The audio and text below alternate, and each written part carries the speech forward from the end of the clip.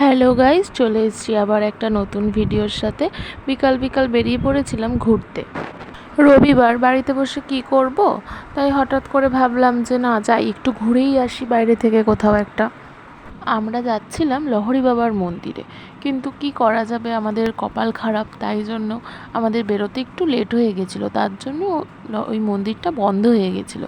তাই ভাবলাম তাহলে আর কোথায় যাব, তাহলে এই এদিক ওদিক থেকে একটু ঘুরে আসি।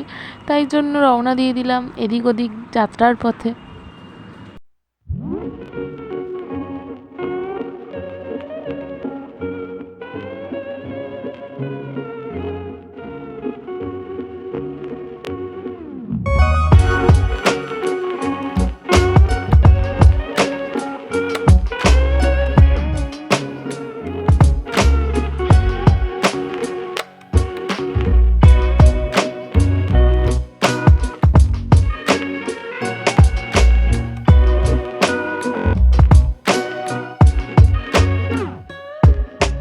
Ensam sjöman när långt från svenska kusten skär ska jag fira julen här på Hawaii.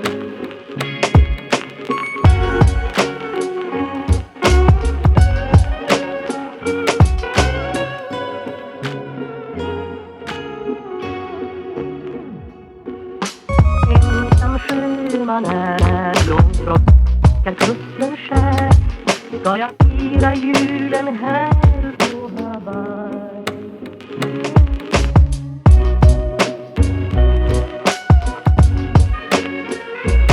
Men det lindrar ej hemlängtans glöd.